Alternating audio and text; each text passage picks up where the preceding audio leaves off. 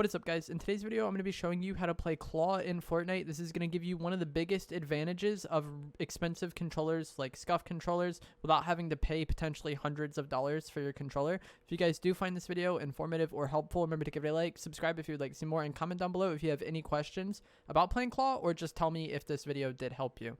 So if you guys are unaware of what playing Claw is, I'm going to quickly go through it, but odds are if you clicked this video, you probably already know.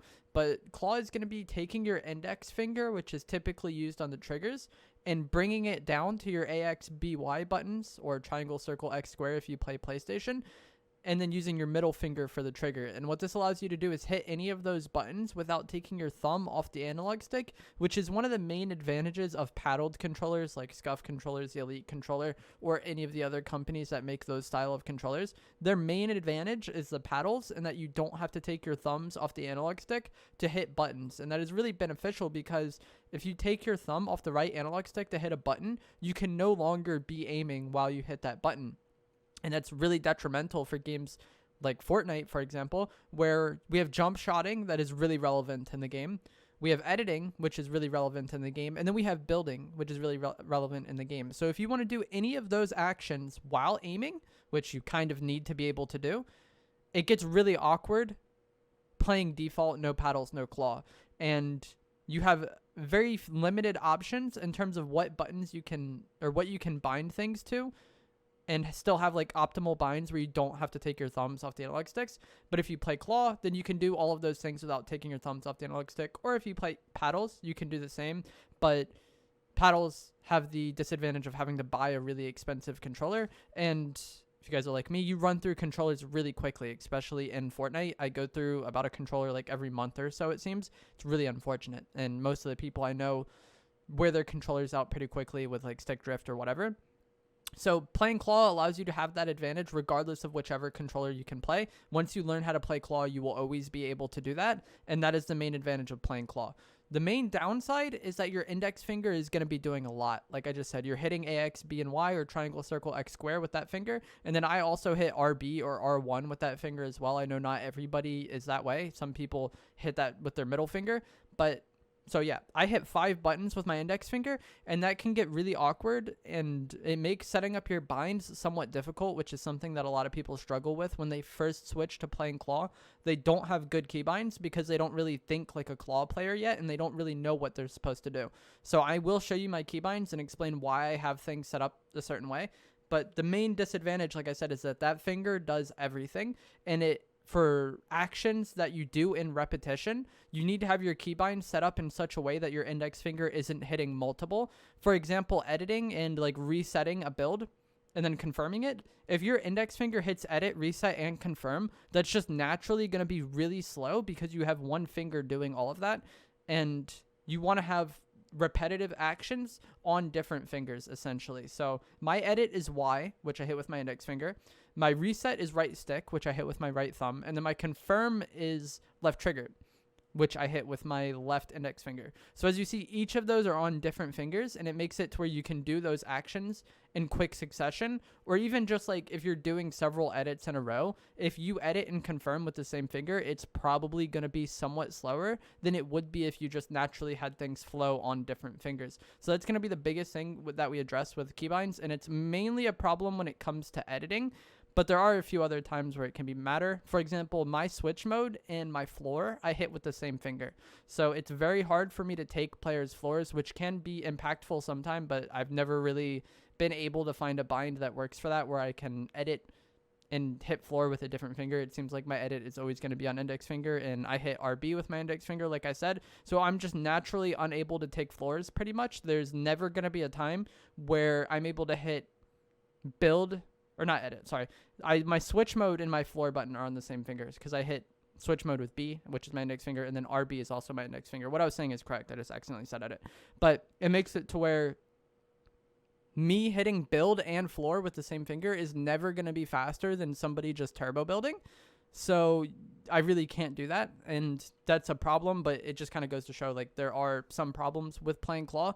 The biggest thing when it comes to playing Claw, I think if you're trying to get used to playing Claw, is just having good keybinds, which we'll go into in a moment, and just grinding it out. I feel like I get asked this question a lot because people know I play claw. So whenever one of my viewers is trying to play claw, they ask me for tips, and there really isn't anything to it. You just have to play like that and build your muscle memory, because it is going to take some amount of time. If you've been playing video games for many years playing standard and then start playing claw, not only do you have to train your muscle memory with your index finger to actually hit all of those buttons, it also kind of changes your leverage on your controller.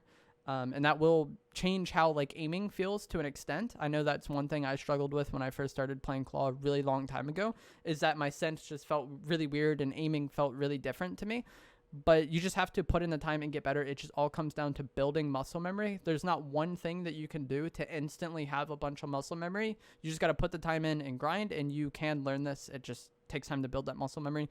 Creative can be really helpful for that, because you have a pretty much stress-free environment. You could do edit courses or just free build or any of the aim training courses that I've made videos on. But doing those things and practicing playing claw that way, I feel like gives you a like stress-free way to practice and improve, and you're still building that muscle memory. And it might be something that takes a while. It might take several days. It might take a week, whatever. But if you put in the time, you can learn this. It takes time, like I said. So now we're going to get into the keybinds. Like I said, I'm going to show you my keybinds and explain why I have things set up the way I do and why it matters to you as a claw player. So here are my keybinds. I have edit on Y, reload on X, switch mode on B, jump on A, crouch on right stick, and then pickaxe on left stick. And like I said before, your index finger is going to be in charge of Y, X, B, A, and RB. So you kind of need all of those buttons or all of those actions to be things that you aren't really doing in quick succession. Jump and switch mode you do kind of do in quick succession a lot of times, but I feel like that isn't as impactful as like editing, which we'll get into in a moment. My build controls, I don't think I have anything odd here. This is pretty standard. I have change material on right stick, trap picker on X, and then the standard build buttons. And then once again, Y is edit. And then for editing, this is what really matters. Like I said, you want your edit, your confirm, and your reset to be all on different fingers, because this is going to be things that you do in quick succession.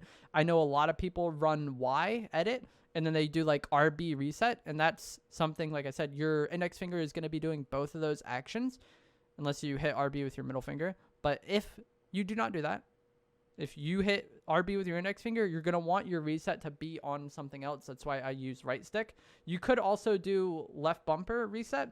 The reason I do not do that is because my left index finger hits left trigger and LB. So if I had both of those, like if I had reset on LB, it would be the same problem where one finger is doing two actions that happen in quick succession. And it's pretty much always going to be faster just to have separate fingers doing things than to have one finger rely on both of those things. So I think these keybinds are good for claw players. This is a good place to start. Like I said, the biggest thing is just that if actions happen in repetition, you want them to be activated by different fingers. That way you can have like as minimal delay as possible. It might just be milliseconds of difference, but those things add up in Fortnite, especially if you're doing multiple edits in a row or multiple resets in a row. If you're in a fight with somebody and you have to like edit a wall and then quickly shoot them and then quickly reset it and confirm it, you just want all of these actions to be on different fingers. That way they can flow as easily as possible. And that's the biggest thing that I think a lot of people don't think about when they first switch to claw, is that they don't really think about which actions are being hit by which fingers and how that actually matters. But I think that's like one of the biggest things that matters when it comes to controller keybinds. If you guys did find this video helpful or informative, remember to give it a like, subscribe if you would like to see more, and comment down below if you have any questions. Like I said, there's not really much to it. All that you really need to learn how to play claw is to put in the time and have like somewhat optimal keybinds. That way you're not like practicing keybinds that are inherently more difficult to use. That's just the biggest thing. You're going to have to put the time and you're going to have to build that muscle memory, because putting in time is really the only way you can build muscle memory. And that's really all it comes down to when you're learning a new grip on your controller like this. If you guys found this helpful, give it a like, subscribe, and I will see you in the next video. Thanks for watching.